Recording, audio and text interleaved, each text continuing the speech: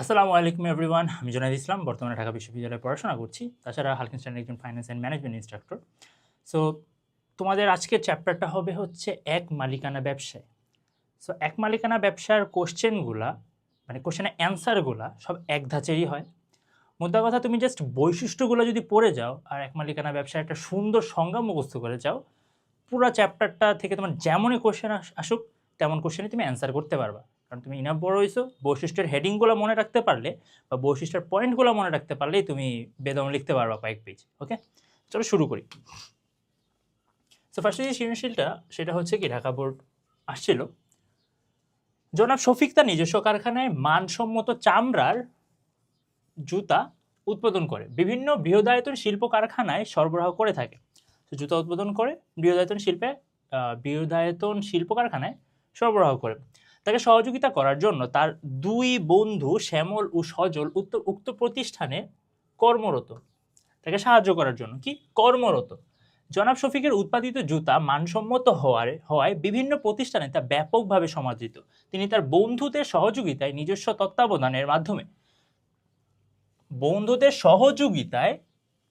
নিজস্ব তত্ত্বাবধানের মাধ্যমে উৎপাদন কার্য পরিচালনা করেন।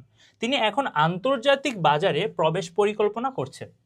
তো যাই হোক, ওনার একটা জুতা ফ্যাক্টরি আছে, বড় বড় কারখানায় দেয়, অনেক সুনাম অর্জন করছে, তার বন্ধুরা তাকে সাহায্য করে, কিন্তু তত্ত্বাবধান তার হাতে, মানে সে নিজের হাতে তার কন্ট্রোল। ওকে, এখানে তার বন্ধুরা কর্মরত আছে, বন্ধুরা তাকে হেল্প করতেছে, বাট তত্ত্বাবধান করতেছে কে? মালিক বা শফিক নিজে। ওকে, এটা এই পয়েন্টে একটু মাথায় রেখো। সো ব্যবসায়ী কি, ব্যবসায়ী কি সংজ্ঞা এটা কয়েকবার পড়ছি, বাট আবার দেখব। ব্যবসায়ে অসীম দায় বলতে কি বুঝো? অসীম দায় বলতে কি বুঝো? ওকে, সো এই দুইটাই আমরা একটু দেখি কর খতে। সো মুনাফা অর্জনের উদ্দেশ্যে, মুনাফা অর্জন ইটস মানে ইম্পর্টেন্ট পয়েন্ট, মুনাফা অর্জনের উদ্দেশ্যে বৈধভাবে পরিচালিত যাবতীয় অর্থনৈতিক কর্মকাণ্ডকে ব্যবসা বলে। তো এটা ব্যবসা সংজ্ঞা সবচেয়ে পারফেক্ট হয় কখন? যখন তুমি এই মুনাফা অর্জন, বৈধভাবে, অর্থনৈতিক, এই তিনটা ওয়ার্ড উল্লেখ করো। ওকে, তো মুনাফা অর্জনের উদ্দেশ্যে বৈধভাবে পরিচালিত যাবতীয় অর্থনৈতিক কর্মকাণ্ডকে ব্যবসা বলে। এবার আসি ব্যবসার অসীম দায় কি। অসীম দায় মানে আনলিমিটেড লায়াবিলিটিস, মানে আনলিমিটেড কি দায়ভার। সো এখানে ব্যবসায় অসীম দায় বলতে মালিকের বিনিয়োগকৃত নিজস্ব মূলধনের বাইরে, মানে ওই মালিক তার ব্যবসায় যেটুকু মূলধন, যেটুকু মানে অর্থ বিনিয়োগ করছে, তার বাহিরে কি, তার বাহিরে দায় সৃষ্টি হওয়াকে বোঝায়।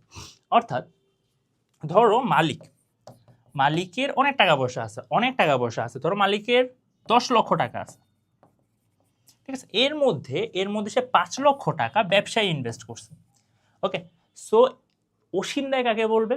অসীম দায় বলবে যখন মালিকের এই 5 লক্ষ টাকার পাশাপাশি এর অতিরিক্ত তার যে এক্সট্রা যে 5 লক্ষ টাকা আছে, 10 লক্ষ টাকার মধ্যে 5 লক্ষ টাকা ব্যবসা ইনভেস্ট করছে, সো আর বাকি যে 5 লক্ষ টাকা আছে ওটার উপরেও যখন দায় সৃষ্টি হয়। ওকে, সো এটাকে বলবো আমরা কি অসীম দায়। সো এইখানে যদি আমি বলি যে ব্যবসায় দেনার জন্য, বা ব্যবসায় দেনা বলতে কি ব্যবসায় পাওনাদারদের জন্য দেনার জন্য বা ধারের জন্য মালিকের বিনিয়োগকৃত মূলধন ও ব্যক্তিগত সম্পত্তি দায়বদ্ধ হয়।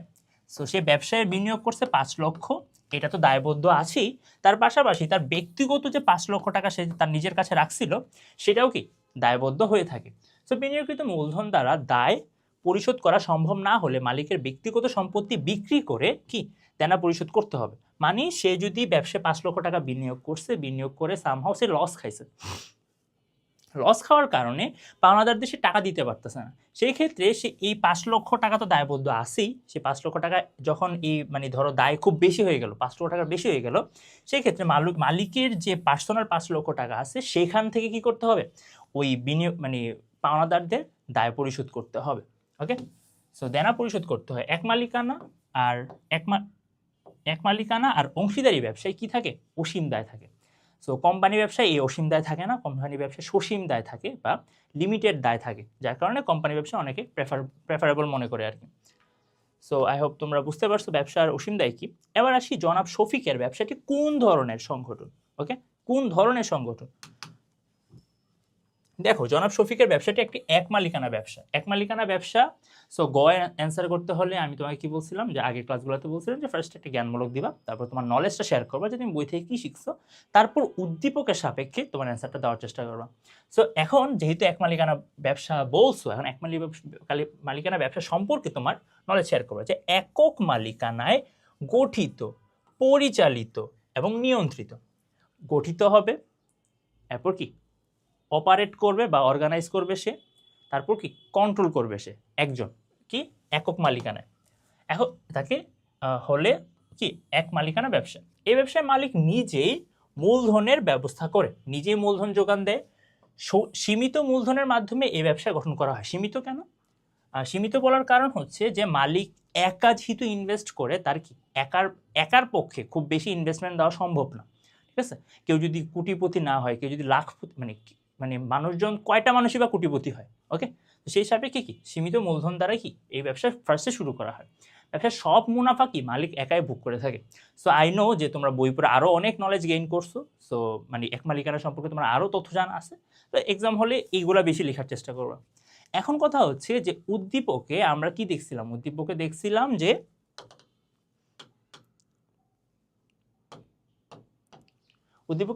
যে কি তাকে সহায়তা করার জন্য তার বন্ধু শ্যামল এবং সজল উক্ত প্রতিষ্ঠানে কর্মরত। সো এখানে একটা কনফিউশন ক্রিয়েট হইতে পারে যে হ্যাঁ এটা অংশীদারি ব্যবসা না কেন, কারণ তোমার বুঝতে হবে যে কি এখানে মালিক একজন, কারণ এখানে খুব স্পেসিফিক্যালি বলে দেওয়া আছে কি তত্ত্বাবধানে, নিজস্ব তত্ত্বাবধানে বলতে কি মানে নিজে সেটা দায়ভার নেবে, নিজে সেটা পরিচালনা করবে, নিজে সেটা নিয়ন্ত্রণ করবে। সো এটা একটা বড় কারণ এটা এক মালিকানা ব্যবসা হওয়ার। দ্বিতীয় কারণ হচ্ছে তারা কি উক্ত প্রতিষ্ঠানে কর্মরত, তারা উক্ত প্রতিষ্ঠানে একটা কাজ করে, উক্ত প্রতিষ্ঠানে চাকরি করে। ওকে, সো এটা একটা বড় ফ্যাক্টর। দ্বিতীয়ত হচ্ছে হ্যাঁ বন্ধুদের সহযোগিতায়, এখানে সহযোগিতার কথা বলা আছে, এখানে পরিচালনায় অংশগ্রহণ অথবা মূলধন বিনিয়োগের কথা কিছু বলা নেই। সো এই 3-4টা ফ্যাক্টরের কারণে আমরা বলতে পারি কি এটা একটা এক মালিকানা ব্যবসা। সো উদ্দীপকের সাপেক্ষে তুমি এই যুক্তিগুলো দেখে আসার চেষ্টা করবা, যে কি এখানে যেমন বলা হচ্ছে কি নিজস্ব কারখানায় মানসম্মত চামড়ার জুতা উৎপাদন করে, উৎপাদিত জুতা বিভিন্ন বৃহদায়তন শিল্প কারখানায় সরবরাহ করে থাকে, তাকে সহযোগিতা করার জন্য তার দুই বন্ধু শ্যামল ও সজল উক্ত প্রতিষ্ঠানে আছে, তারা নির্দিষ্ট পারিশ্রমিকের বিনিময়ে এখানে নিযুক্ত আছে। সো এখানে তারা কি একটা চাকরিজীবী হিসেবে নিয়োগ আছে, তারা কি মাস শেষে এখানে পারিশ্রমিক নিয়ে যায়। সো এরা লাভ ক্ষতির কি অংশগ্রহণ করার সুযোগ পান না, কারণ তারা ইনভেস্টর না, তারা কোম্পানির, তারা এই ব্যবসাটার মালিক না, তারা এই ব্যবসাটার মালিকের অংশীদার না, শুধু ব্যবসায়িক কাজে সহযোগিতা করতে পারেন। জনাব শফিকই ব্যবসায়ের একমাত্র নিয়ন্ত্রণকারী, তিনি একাই মুনাফা ভোগ করেন, সুতরাং বলা যায় জনাব শফিক কি এক মালিকানা ব্যবসা পরিচালনা করছেন। তো খুব সুন্দর করে কিন্তু অ্যান্সারটা লেখা আছে এদিকে। তুমিও কি করবা, অ্যান্সার করার সময় যে আমরা যে জিনিসটা করে থাকি যে আমরা কি গতে প্রথমে লিখি, এক কথায় অ্যান্সারটা লিখি, দ্বিতীয়ত হচ্ছে নিজের নলেজটা শেয়ার করি, বাট যেটা করি যে আমরা জাস্ট উদ্দীপকটা আগে তুলি, উদ্দীপকটা তোলার পরে তারপর হচ্ছে কি আবার এই সাইকেলে ফিরে আসি। তুমি যেটা করার চেষ্টা করবা কি ফার্স্টে জ্ঞানমূলক লিখবা, তারপর অনুধাবন টাইপ মানে তোমার নলেজটা শেয়ার করবা, তারপর চেষ্টা করবা উদ্দীপকের সাথে মিক্স করে লিখা। ওকে, তুমি যদি উদ্দীপক শুরুতে একবার লিখে তারপর যদি ব্যাপারগুলো লিখো, মানে এই সাইকেলে আসো, এটা গহর মধ্যে এটা অ্যাপ্লিকেবল, এটা গহতে করতে পারো, বাট গয়ের জন্য যেহেতু পেজ বরাদ্দ বা নাম্বার বরাদ্দ, সেই হিসেবে উদ্দীপকের সাথে মিক্স করে লিখবা। আচ্ছা, এবার আসি জনাব শফিকের ব্যবসাটি দেশের অর্থনৈতিক উন্নয়নে কী ধরনের ভূমিকা রাখতে পারে। তো এখানে আবার একটা গুরু রচনা লিখতে হবে তোমাদের, আর অবশ্যই সেটা বইয়ের সাপেক্ষে লিখতে হবে, কারণ তোমার বইয়ে যা পড়ছো, হ্যাঁ বইয়ে যা পড়ছো এটা হুবহু তোমার পরীক্ষা লেখার মতো করে মনে থাকবে না, তাই কি কিছু ভালো ভালো পয়েন্ট লিখে তারপর গুরু রচনা লিখো। ওকে, সো জনাব শফিকের এক মালিকানা ব্যবসাটি একটি অর্থনৈতিক উন্নয়নে অবশ্যই ইতিবাচক অবদান রাখতে পারে, এক কথা একটা সুন্দর কথা লিখছে। তারপর তুমি কি তোমার বেসিক নলেজটা শেয়ার করবে যে একক মালিকানা ব্যবসায়ী ক্ষুদ্র ক্ষুদ্র সঞ্চয়ে মূলধন হিসেবে বিনিয়োগ করে ব্যবসা গঠন করে। সো একক মালিকানা ব্যবসা যারা করে বা যারা একা মালিক, তারা বেসিক্যালি কি তাদের সঞ্চয় থেকে, কেউ হয়তো একসময় চাকরিজীবী ছিল, চাকরির সঞ্চিত টাকা থেকে ব্যবসা শুরু করছে, অথবা বাপদাদার অনেক সম্পত্তি ছিল, ওই সম্পত্তির কি একটা অংশভাগ বা একটা যেটা সঞ্চিত ছিল এত বছর, সেটা কি ব্যবসায় বিনিয়োগ করতেছে। সো এতে দেশের কি আয় এবং সম্পদ বৃদ্ধি পাচ্ছে, বৃদ্ধির কি সুযোগ পাচ্ছে, ফলে দেশের সুষম অর্থনৈতিক কি উন্নয়ন হয়। এই যেটা সুন্দর করে যে দুইটা লাইন লিখলো, হ্যাঁ, উদ্দীপকের কথা না লিখে, অথবা যদি লিখলো যে হ্যাঁ তার এক মালিকানা ব্যবসা অনেক গুরুত্বপূর্ণ ভূমিকা রাখে, তাদের হচ্ছে বৈশিষ্ট্য অসীম, এরপর হচ্ছে মানে দেশে অনেক টাকা পয়সা আসে, এসব কথাবার্তা না লিখে তারা কি খুব স্পেসিফিক কিছু সুন্দর কথা লিখছে। আয় বাড়ে, সম্পদ বাড়ে, এরপরে দেশের অর্থনৈতিক কি চালিকা শক্তি উন্নয়ন হয়। এইসব ওয়ার্ডগুলো কি মানে সুষম অর্থনৈতিক কাঠামো গঠন হয়, এইসব জিনিসগুলো কি লেখার চেষ্টা করবো। এরপর হচ্ছে কি উদ্দীপকের আলোকে ব্যাপারটা ব্যাখ্যা করার চেষ্টা করছি যে উদ্দীপকে জনাব শফিক তার নিজস্ব কারখানায় মানসম্মত চামড়ার জুতা উৎপাদন করে বিভিন্ন বৃহদায়তন শিল্প সরবরাহ করে। তার এই কারখানাটি এক মালিকানা ব্যবসার অন্তর্ভুক্ত। এখানে উৎপাদিত জুতা মানসম্মত হওয়ায় বিভিন্ন প্রতিষ্ঠান তা ব্যাপকভাবে সমাদৃত। তাই তিনি আন্তর্জাতিক। এখানে উদ্দীপকের কনসেপ্টটা তুলে ধরছে, বাট আমি তোমাকে প্রেফার করব কি উদ্দীপক জাস্ট না তুলে দিয়ে তুমি উদ্দীপকের সাথে কানেক্ট করে তোমার বইয়ের ভাষাগুলো লেখার চেষ্টা করবো। উদ্দীপকের যদি 2টা ওয়ার্ড ইউজ করো, বইয়ের 10টা ওয়ার্ড ইউজ করবা বা 5টা ওয়ার্ড ইউজ করবা। ওকে, সো এবার আসবা তুমি হচ্ছে আর একটু পার্টিকুলারলি যুক্তি খণ্ডন করবা, মানে তুমি যুক্তি দেখাবা যে আসলেই কেন কি এটা অর্থনীতিতে অবদান রাখবে। তো জনাব শফিক উৎপাদিত জুতা যদি আন্তর্জাতিক বাজারে রপ্তানি করে তাহলে কি, তাহলে দেশে কি প্রচুর পরিমাণে বৈদেশিক মুদ্রা অর্জন করতে পারেন। সো এই কথাগুলো তুমি জানো অলরেডি। বৈদেশিক মুদ্রা অর্জন আমাদের দেশের অর্থনৈতিক উন্নয়নে অবশ্যই গুরুত্বপূর্ণ ভূমিকা রাখবে। তিনি বিশ্বমানে মানসম্মত পণ্য উৎপাদনের জন্য সমাদৃত হবেন, ফলে বৈদেশিক বিনিয়োগ বৃদ্ধি পাবে। তার ব্যবসায়িক সাফল্য অনেকেই এরূপ ব্যবসায় গঠনে উৎসাহিত হবে। এতে দেশের কর্মসংস্থান কি নতুন সুযোগ তৈরি হবে। এভাবে জনাব শফিকের গঠিত এক মালিকানা ব্যবসা দেশের অর্থনৈতিক উন্নয়নে অবদান রাখবে। তো এখানে বোগাস কথা দেখছো যে খুব কম লিখছে। এখানে রপ্তানির কনসেপ্টটা আনছে, বিদেশ থেকে প্রচুর কি বৈদেশিক মুদ্রার কনসেপ্টটা আনছে, তারপর অর্থনৈতিক উন্নয়নের ব্যাপারটা আনছে, বৈদেশিক বিনিয়োগ বৃদ্ধি পাবে, উৎসাহ বৃদ্ধি পাবে, কর্মসংস্থান বৃদ্ধি পাবে। এখানে একটা টোটাল কি তুমি যে কথাগুলো জানো সেটাই কি খুব সুন্দর করে সাজায় লিখছে। সো সৃজনশীল মানে এটাই যে তুমি কতটা ক্রিয়েটিভভাবে অ্যান্সারটা করতে পারতেছো। ওকে, এবার হচ্ছে আমরা দিনাজপুর বোর্ডের একটা কোশ্চেন দেখি। So it's an important question. এর আগে একটা ইম্পর্টেন্ট কোশ্চেন ছিল, যেটা হচ্ছে কি একটা লুপ হোলের মধ্যে ফালাইতে নিয়েছিল যে এটাকে অংশীদারি হবে নাকি এক মালিকানা হবে। সেটা দেখি। তো সালাম কলেজের নিকট একটি স্টেশনারি দোকান পরিচালনা করে। সো দোকানটা কি স্টেশনারি দোকান, কলম কাগজ পেন্সিল বিক্রি হয়। সততা ও দক্ষতার কারণে তার ব্যবসাটা কি খুব লাভজনক হয়ে ওঠে। তাই সে তার পাশাপাশি একটা ফটোকপি মেশিন ও কম্পিউটার ক্রয় করে বিভিন্ন ধরনের কাজ করে থাকে। এই জন্য সে মাসিক নির্দিষ্ট টাকার বিনিময়ে তার ভাইকে এই কাজে নিযুক্ত করে। বছরান্তে সালামের ভাই মুনাফা দাবি করে। সো স্টোরিটা যদি আরেকবার একটু বলি যে কি সালাম খুব ভালো ব্যবসা করে, স্টেশনারি দোকান, তার দোকানে হচ্ছে সে সততার কারণে অনেক লাভবান হওয়ার পরে সে দেখছে যে তার ব্যবসাটা আর একটু বড় করা উচিত। তার অনেক মুনাফা জমছে, তার কাছে অনেক সঞ্চয় জমছে, তাই একটা কম্পিউটার কিনছে, একটা ফটোকপি মেশিন কিনছে। এখানে তার ভাইকে কিসের নির্দিষ্ট টাকার বিনিময়ে, নির্দিষ্ট বেতনের বিনিময়ে কি করছে, ভাইকে এই কাজে নিযুক্ত করছে। কিন্তু ভাই কি করছে, বছরান্তে সালামের ভাই কি মুনাফা দাবি করছে। সো এটা কতটুকু যৌক্তিক এটা আমরা পরে দেখতেছি, তার আগে আমরা খ অ্যান্সারটা দেখি। সো এক মালিকানা ব্যবসা কাকে বলে? হ্যাঁ, খুবই ইম্পর্টেন্ট একটা জিনিস যে এক মালিকানা ব্যবসার যে মেইন সংজ্ঞাটা, এটা অবশ্যই তোমার কি খুবই সুন্দর করে জানা উচিত। এক মালিকানা ব্যবসার স্থায়িত্বের অভাব কেন, এটাও খুব ইম্পর্টেন্ট একটা question. So first of all, কোনো ব্যক্তি এককভাবে ব্যবসায় গঠন, নিয়ন্ত্রণ, মূলধন সরবরাহ, ঝুঁকি ও পরিচালনার দায়িত্ব গ্রহণ করে এবং মুনাফা এবং ক্ষতি একইভাবে ভোগ করে তাকে এক মালিকানা ব্যবসা বলে। খুব চমৎকার একটা সংজ্ঞা। দেখি এখানে ফার্স্ট অফ অল যে একক ওয়ার্ডটা খুবই সুন্দর। একক ওয়ার্ডটা কি ইউজ করছে, এটা অনেকে ইউজ করতে ভুলে যায়। আমরা পরেরগুলো লিখি ঠিক আছে, বাট একক বা একজন মালিক এগুলো লিখতে ভুলে যায়। সো এককভাবে কি গঠন করে, ব্যবসা গঠন করার উদ্যোগ নেয়, নিয়ন্ত্রণ করে, একাই মূলধন সরবরাহ করে, মুনাফা বা ক্ষতির কি ভাগ একাই বহন করে, তার পাশাপাশি কি এটার পরিচালনা কি সে একাই করে থাকে। সো একেই বলবো কি আমরা এক মালিকানা ব্যবসা বলবো। সেই সবগুলো পয়েন্টই চেষ্টা করবো কি তুলে ধরার।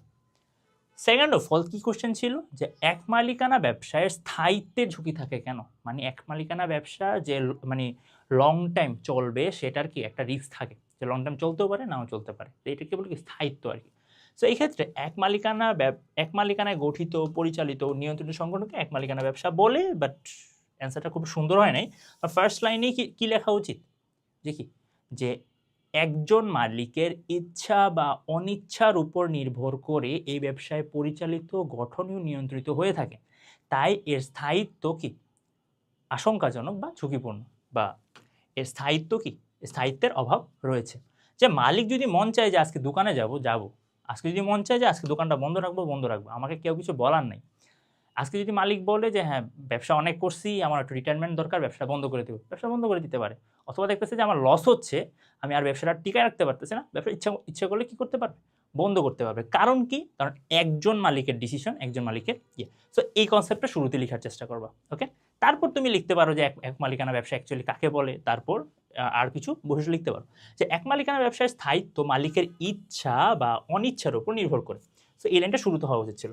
সো মালিকের মৃত্যু, হ্যাঁ আরও কিছু জিনিস কি, মালিকের মৃত্যু, শারীরিক অসুস্থতা, দেউলিয়া মানে কি তার প্রচুর দায় বেড়ে গেছে, তার সম্পদের তুলনায় তার দায় বেশি হয়ে গেছে, মানে সে একদম নিঃস্ব। তো সে যখন একদম নিঃস্ব হয়ে যায়, আদালত তাকে কি দেউলিয়া ঘোষণা করে। ওকে, দেউলিয়া ঘোষণা করা মানে কি, এই ব্যক্তিকে আর কেউ ঋণ দিবে না, এই ব্যক্তি থেকে আর কেউ ঋণ চাবেও না, বিকজ সে কি একদম নিঃস্ব। সো এক মালিকানা ব্যবসায় স্থায়িত্ব মালিকের ইচ্ছা অনিচ্ছার উপর নির্ভর করে, মালিকের মৃত্যু, শারীরিক অসুস্থতা, দেউলিয়া হয়ে যাওয়া ইত্যাদি কারণেও কি ব্যবসায় যে কোনো সময় কি বন্ধ হয়ে যেতে পারে। তাই এক মালিকানা ব্যবসায় স্থায়িত্বের অভাব পরিলক্ষিত হয়। এবার আসি উদ্দীপকের সালামের ব্যবসাটি কোন প্রকৃতি। সেম কোশ্চেন তোমার রিপিটেডলি আসতেছে, তুমি কি, তাই আমি তোমাকে বললাম যে এই ধরনের কোশ্চেন অ্যান্সার করার জন্য তোমার সবচেয়ে বেস্ট হয় বৈশিষ্ট্যগুলো জানা। বৈশিষ্ট্য কি তুমি তোমার খাতার মধ্যে নোট করতে পারবা, এক পেজে নোট করতে পারে, পুরো চ্যাপ্টারটা কিন্তু লিটারালি এক পেজের। ওকে, তুমি এক মালিকানা ব্যবসা একটা খাতার মধ্যে এক মালিকানা ব্যবসা সংজ্ঞাটা লিখলাম, তারপরে বৈশিষ্ট্যগুলো লিখলাম, শেষ, এই চ্যাপ্টার লিটারালি শেষ। ওকে, আর বাদ বাকি যেগুলো আছে যেমন অর্থনৈতিক উন্নয়ন কি হতে পারে, কর্মসংস্থান কীভাবে সৃষ্টি করতে পারে, কীভাবে নতুন নতুন উদ্যোক্তা তৈরি করতে পারে এক মালিকানা ব্যবসা, এগুলো হচ্ছে তুমি বই পড়ে যা নলেজ গেইন করছো ওগুলো সাপেক্ষে লিখতে পারবা। বাট বাসায় যত বেশি প্র্যাকটিস করো তত বেশি কি সুন্দর হবে। কারণ সৃজনশীল মানে আমি আবারও বলি, সৃজনশীল অর্থই হচ্ছে কি ক্রিয়েটিভিটি। সো তুমি যত ক্রিয়েটিভলি অ্যান্সার করতে পারো, এটা ডিপেন্ড করবে তোমার প্র্যাকটিসের উপর, যেটা আমরা জীবনও করি না, আমি পার্সোনাল নিজেও করি নি। উদ্দীপকের সালামের ব্যবসাটি এক মালিকানা ব্যবসা। সো এখন হচ্ছে এক মালিকানার ব্যবসা সম্পর্কে তোমার পার্সোনাল নলেজটা শেয়ার করবো, তুমি বই থেকে যা শিখছো। এক মালিকানা ব্যবসা একক মালিকানায় পরিচালিত এক মালিকানা ব্যবসা বলে স্বল্প পুঁজি নিয়ে সহজেই ব্যবসা গঠন ও পরিচালনা করতে পারে। স্বল্প পুঁজি নিয়ে, এটা খুবই সুন্দর একটা ওয়ার্ড, যে স্বল্প পুঁজি নিয়ে কি যে কেউ ব্যবসা পরিচালনা করতে পারে, প্রয়োজনে কর্মচারী সাথী নিয়ে ব্যবসা চালায়। তো এখানে দেখো যে উদ্দীপকের কনটেক্সটের সাথে মিল রেখে সে একটা সুন্দর লাইন লিখছে দিক। ওকে, তবে লাভ ক্ষতি কি মালিক একাই বহন করে। সো বইয়ে অনেক লাইন আছে, বাট উদ্দীপকের সাথে বা স্টোরির সাথে কনসেপ্ট মিল রেখে কি উপরের নলেজগুলো শেয়ার করছে সে। তো প্রয়োজনে কর্মচারীর সাথে নিয়ে ব্যবসায় চালায়, তবে লাভ ক্ষতি কি মালিক একাই বহন করে। এবার উদ্দীপকের কনসেপ্টটা আসছে যে উদ্দীপকের কি সালাম একটা স্টেশনারি দোকান পরিচালনা করে, সততা নিষ্ঠার কারণে ব্যবসাটা ভালো করছে, ব্যবসা একাই পরিচালনা করে, ব্যবসার পরিধি কী ছিল, সীমিত ছিল, আর স্বল্প পরিসরে উপযুক্ত স্থানে গঠিত বলে সে ব্যবসায় কি দ্রুত সাফল্য অর্জন করে। সো এইসব বৈশিষ্ট্য কি এক মালিকানা ব্যবসার বৈশিষ্ট্য, যার সাথে কি সামঞ্জস্য। সুতরাং বলা যায় সালামের পরিচালিত ব্যবসাটি কি প্রকৃতভাবে এক মালিকানা ব্যবসার অন্তর্ভুক্ত। ওকে, সো আই হোপ এটা আর বেশি ডিসকাশন করার কিছু নাই। সালামের ভাইয়ের মুনাফার দাবির যৌক্তিকতা বিশ্লেষণ কর। সো এখন আসো যে আসলে কতটা যৌক্তিক তার এই মুনাফাটা দাবি করা।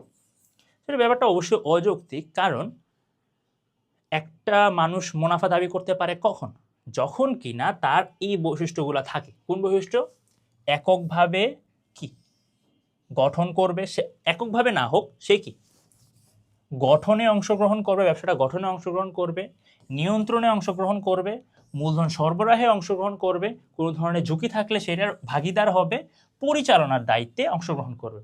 শুধুমাত্র এই ধরনের ব্যাপারগুলোর সাথে রিলেটেড হলে সে কি হবে, মুনাফা দাবি করতে পারবে, কারণ সে কি ব্যবসার একটা মালিক। ব্যবসায় দুইজন মালিক হলে আমরা জানি অংশীদারি ব্যবসা বলে, বাট এখানে বলার সাপেক্ষ হচ্ছে কি, কারণ তার ভাই কি চাইছে, কি দাবি করে বসছে, মুনাফা দাবি করে বসছে। সো মুনাফা দাবি কখন করতে পারবে, শুধুমাত্র যখন সে গঠনে অংশগ্রহণ করবে, নিয়ন্ত্রণ করার ক্যাপাবিলিটিস রাখবে। এই গঠনে অংশগ্রহণ আর নিয়ন্ত্রণে ক্যাপাবিলিটি কখন রাখবে, যখন সে মুনাফাটা কি, মুনাফা মানে মূলধন সরবরাহ করবে। তারপরে ঝুঁকি গ্রহণ করবে, ব্যবসায় যত ধরনের ঝুঁকি আছে সেটা দায়ভার নেবে, আর কি পরিচালনার দায়িত্ব নেবে। সো আর সালামের ভাই কি শুধুমাত্র একটা কাজে নিয়োজিত, সেটা কি, এই পরিচালনার দায়িত্বে। সেখানে কম্পিউটার আছে আর কি ফটোকপি মেশিন আছে, এই কম্পিউটার আর ফটোকপি মেশিনে কি তার ভাই দায়িত্বপ্রাপ্ত। সো এটা অবশ্যই কি অযৌক্তিক। সো উদ্দীপকে সালামের ভাইয়ের ব্যবসাটির কি মালিক নয় বলে মুনাফা দাবি, এক বিষয়টি কি অযৌক্তিক। সো আবার হচ্ছে সেম, তুমি একটু নলেজ শেয়ার করবা যে কি এক মালিকানা ব্যবসায় মালিক নিজস্ব দায়িত্বে অর্থ সংস্থান করে, প্রয়োজনে কর্মচারীর সাথে কি নিজে ব্যবসায় পরিচালনা করে, তবে মুনাফা বা ক্ষতি উভয় কি মালিক একাই বহন করবে। ওকে, আচ্ছা এবার উদ্দীপকের সাপেক্ষে যদি বলি যে উদ্দীপকের সালামের স্টেশনারি দোকানটি তার সততা ও দক্ষতার কারণে খুব লাভজনক হয়ে ওঠে, তাই সে এর পাশাপাশি একটা ফটোকপি মেশিন এবং কম্পিউটার ক্রয় করে বিভিন্ন ধরনের কাজ করে থাকে। এই জন্য মাসিক নির্দিষ্ট টাকার বিনিময়ে তার ভাইকে এই কাজে নিযুক্ত করে, উপরান্তে তার ভাই মুনাফা দাবি করে। সো এটা ছিল কি মেইন স্টোরিটা। সেই সাপেক্ষে সেইখানে হচ্ছে কি যার যুক্তি খণ্ডনটা করার চেষ্টা করছে যে সালাম ব্যবসায়িক কাজে সহায়তার জন্য তার ভাইকে নিযুক্ত করে, ভাই যেহেতু এই ব্যবসায় কোনো মূলধন বিনিয়োগ করেনি, সেই ক্ষেত্রে কি সে ব্যবসায় বিনিয়োগকারী বা অংশীদার নয়। এই দুইটা ওয়ার্ড খুবই সুন্দর, ঠিক আছে, এগুলো লেখার চেষ্টা করবো। বিনিয়োগকারী বা অংশীদার নয়, মালিকানা ব্যবসায় মালিক তার লাভের সম্পূর্ণ অংশ একাই ভোগ করে, তাই এই ক্ষেত্রে সালামের ভাই কোনো অংশ, মুনাফার কোনো অংশ পাওয়ার কি অধিকার রাখে না। সুতরাং বলা যায় বছর শেষে উক্ত মুনাফা দাবি করা তার জন্য সম্পূর্ণ কি অযৌক্তিক। ওকে, এবার আসি চট্টগ্রাম বোর্ডের একটা কোশ্চেন দেখি, ইম্পর্টেন্ট। সো মিস্টার রহমান একজন ফল ব্যবসায়ী, ঢাকার কারওয়ান বাজারে সে একজন কি ব্যবসায়ী, ফল ব্যবসায়ী। কারওয়ান বাজারে তার আড়ত রয়েছে, তিনি নিজেই তার ব্যবসায় যাবতীয় কাজ তদারকি করে। সো নিজেই কি করে, তদারকি বলতে কি পরিচালনা করে অথবা নজরদারি করে, ঠিক আছে। সো কখনো আম, কাঁঠাল, তরমুজ বিক্রি করে, আবার কখনো আনারস, আপেল ও খেজুর বিক্রি করে। ঢাকা সহ দেশের বিভিন্ন অঞ্চলে ফল ব্যবসায়ীদের নিকট তিনি একজন জনপ্রিয় ব্যবসায়ী। তিনি সবসময় একটি নীতি মেনে চলে। নীতিটা কি, সৎ ব্যবসায়ী সবসময় সুখী।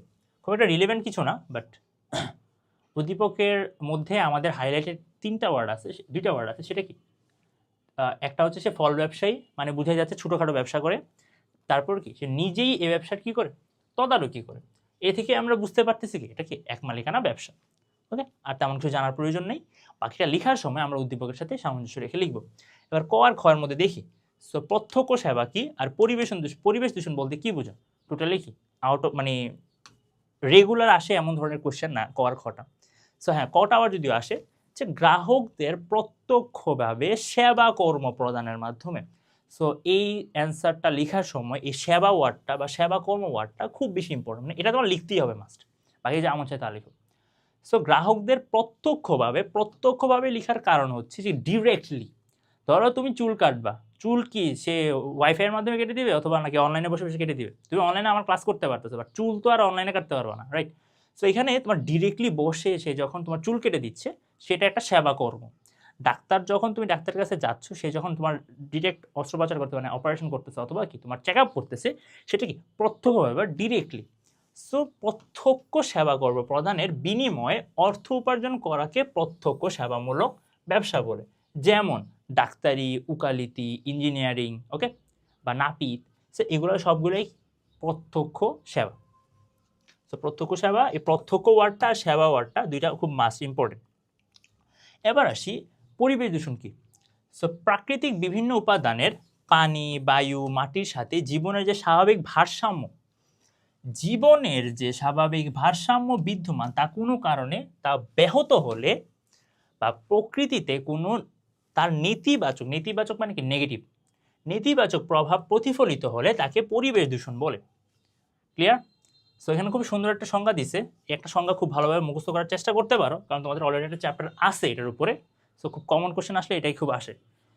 প্রাকৃতিক বিভিন্ন উপাদানের সাথে জীবনের স্বাভাবিক ভারসাম্য, স্বাভাবিক যে ব্যালেন্সটা আছে, ওটা ব্যালেন্স যদি কোনো কারণে কি মানে বিঘ্ন ঘটে বা মানে অপোজিটটা হয়ে থাকে, আর যদি প্রকৃতিতে তার নেতিবাচক বা নেগেটিভ কোনো কি প্রতিফলিত হয় বা নেগেটিভিটি যদি নেগেটিভ এফেক্ট যদি রিফ্লেক্টেড হয়, তাহলে কি সেটাকে আমরা পরিবেশ দূষণ বলবো। ওকে, এবার পরিবেশ দূষণ মানুষ সহ অন্যান্য জীবজন্তু তাদের পরিবেশের জন্য ক্ষতিকর বিভিন্ন দূষণ ও বিষাক্ত পদার্থের মাধ্যমে পরিবেশ দূষিত হয়, যা মানুষের স্বাভাবিক চলাফেরা ও জীবনযাপনে বাধা সৃষ্টি করে। স্বাভাবিক চলাফেরা জীবন, আচ্ছা, পরিবেশ দূষণ সম্পর্কে তোমরা ইনাফ জানো, ছোটবেলা থেকে পড়ে আসতেছো, তোমরা ইনাফ লিখতে পারো। বাট এরকম সুন্দর সংজ্ঞা লিখতে পারলে তোমার 2 নাম্বারটা খুব এনশিওর হয়। তো কি এই প্রথম 2টা লাইনটা কয়েকবার পড়ার মাধ্যমে কি মুখস্থ করে নিতে পারো। এবার আসি মিস্টার রহমানের ব্যবসাটি কোন ধরনের, সেম কোশ্চেন 3বার আসলো, তাই রাইট? সো অবশ্যই কি এটা একটা এক মালিকানা ব্যবসা। এবার তুমি এক মালিকানা ব্যবসা সম্পর্কে যা জানো, যা পারো, যত বৈশিষ্ট্য জানো লিখার চেষ্টা করো। বাট যখন এটা লেখার চেষ্টা করো, মানে উদ্দীপকের সঙ্গে যখন মিশানোর চেষ্টা করবা, তখন উদ্দীপকের সাথে ম্যাচ খায় এমন ব্যাপারগুলো আনবা। যেমন উদ্দীপকের মধ্যে অসীম দায়ের ব্যাপারটা তোলে নাই। ওকে, তো তুমি এখানে লিখতে পারো অসীম দায়ের কনসেপ্টটা, যে হ্যাঁ এক মালিকানা ব্যবসা হচ্ছে অসীম দায় থাকে, তারপর কি মালিক একা মুনাফা ভোগ করে, এগুলো তুমি এখানে লিখো, প্যারা নেই। বাট এখানে লেখার সময় কি রিলিভেন্ট কথাবার্তাগুলো লিখবা। যে রিলিভেন্ট কথাবার্তা কি, যে মালিক একা বা মালিক নিজে ব্যবসা পরিচালনা করে, এটা এক মালিকানার বৈশিষ্ট্য। দ্বিতীয়ত হচ্ছে যে কি স্বল্প পুঁজি দিয়ে ব্যবসা শুরু করে, স্বল্প পুঁজি দিয়ে ব্যবসা শুরু করে, কারণ এখানে কি আপেল, আনারস, ফল জাতীয় খাবারগুলোর কি কথা উল্লেখ করা আছে। সো রিলেভেন্টগুলো মানে রিলেভেন্ট বৈশিষ্ট্যগুলা উদ্দীপকের সাথে যখন লিখবা তখন লিখবা, আর শুরুতে তুমি তোমার মতো করে বেশ কয়েকটা বৈশিষ্ট্য লিখতে পারো। সো এক মালিকানা ব্যবসা হলো একক মালিকানায় গঠিত ও পরিচালিত ব্যবসা, যে কেউ স্বল্প পুঁজি নিয়ে সহজেই এই ব্যবসা গঠন ও পরিচালনা করতে পারে। সো এই ব্যবসায় মুনাফা মালিক একাই ভোগ করে, আবার ক্ষতি হলে সে একাই বহন করে। ওকে, তারপর হচ্ছে উদ্দীপকের কনসেপ্টটা আনবা, যে কি তার একটা আড়ত আছে, কারণ বাজারে তার ফলের আড়ত আছে, ব্যবসায় কখনো আপেল, কখনো আনারস, কখনো আম, কখনো কাঁঠাল, যাই হোক। সো তিনি সীমিত চাহিদার পণ্য মৌসুম ভেদে বিক্রি করে। খুব সুন্দর একটা ওয়ার্ড লিখছে, এটা আমাদের এক মালিকানা ব্যবসার চ্যাপ্টারটার মধ্যে এইসব ধরনের কথা লেখা আছে। কি এক মালিকানা ব্যবসায়ী মৌসুম ভেদে সীমিত চাহিদার জন্য ব্যবসা করে থাকে। তো সীমিত চাহিদা বলতে একটা নির্দিষ্ট এরিয়াকে কেন্দ্র করে ওই এরিয়ার চাহিদা পূরণের স্বার্থে সে ব্যবসা পরিচালনা করে। তো একজন ফল ব্যবসায়ী, ধরো তোমার এলাকার ফল ব্যবসায়ী তোমার এলাকার মানুষজনকে কি সার্ভ করে, সে ধরো বিভিন্ন জায়গায় ইম্পোর্ট করে না বা এক্সপোর্ট করে না। সো এটাই আর কি, যে মৌসুম ভেদে সীমিত চাহিদা পূরণ করে। সো বৈশিষ্ট্য অনুযায়ী যা এক মালিকানা ব্যবসায়ীরা করে থাকে, সুতরাং বলা যায় মিস্টার রহমানের বিষয়টি কি, ব্যবসাটি কি এক মালিকানা ব্যবসা। ওকে, সো এবার গতে কি ছিল, মিস্টার রহমানের ব্যবসায়ের মতো প্রতিষ্ঠানগুলো কি দীর্ঘদিন টিকে থাকা সম্ভব? অবশ্যই সম্ভব, সে যদি কি নীতি ও নিষ্ঠার সাথে ব্যবসায়ের বেসিক রুলস রেগুলেশন ফলো করে যদি কি ব্যবসাটা পরিচালনা করে। সো এই কোশ্চেনটা অ্যান্সার করার জন্য তোমার ওই লাস্টের লাইনটা খুব বেশি ইম্পর্টেন্ট আর কি, যে কি সৎ ব্যবসায়ী সবসময় সুখী, এটার সাথে একটু সামঞ্জস্য রেখে কি ব্যবসা মানে অ্যান্সারটা করার চেষ্টা করবো। সো ব্যবসায়ী নৈতিকতা অনুসরণকারী মিস্টার রহমানের ব্যবসায়ের মতো প্রতিষ্ঠানগুলো দীর্ঘদিন টিকে থাকতে পারে। ওকে, সো ব্যবসায়ী দীর্ঘস্থায়ী সমৃদ্ধি অর্জনের জন্য মূল্যবোধ নৈতিকতা অনুসরণ আবশ্যক। অবৈধ ব্যবসা সীমিত সময়ের জন্য লাভবান হলেও কি এটা লং রানে কাজ করে না। ওকে, সো আর্থিকভাবে লাভবান হলেও কি দীর্ঘমেয়াদে তার পক্ষে ব্যবসা ভালো করা সম্ভব হয় না। ওকে, সো এছাড়া ব্যবসায়ের দীর্ঘস্থায়িত্বটা এটা মানে মানে কতটা লম্বা হবে, এর লাইফ স্প্যান, এটা ডিপেন্ড করে আবার কার উপরে, মালিকের নিজের উপরে। যে মালিক যদি চায় যে ব্যবসা পরিচালনা করাটা আগায় যেতে, তো অবশ্যই কি সে ব্যবসাটা আগায় যেতে পারবে বা ব্যবসাটা পরিচালনা করে যেতে পারবে। ওকে, এখানে বাধা দেওয়ার মতো কেউ নেই। সো উদ্দীপকে মিস্টার রহমান মৌসুমী ফলের ব্যবসা করেন ঢাকা সহ বিভিন্ন জায়গায়। যাই হোক, একজন জনপ্রিয় ব্যবসায়ী, তিনি নিজেই তার ব্যবসায় যাবতীয় কাজ সঠিকভাবে তদারকি করে, সেখানে সঠিকভাবে তদারকি করে বা মনিটর করে। তিনি সবসময় এটি নীতি মেনে চলে, তা হলো কি সৎ ব্যবসায়ী সবসময় সুখী। সেখানে সৎ ওয়ার্ডটাই কি ইম্পর্টেন্ট। সো এটার সাপেক্ষে কি এখানে মূল্যবোধ, নৈতিকতা, এগুলো সে কি ফলো করে থাকে। সো এখানে তুমি অবৈধ ব্যবসার কয়েকটা কনসেপ্ট তুলে ধরতে পারো।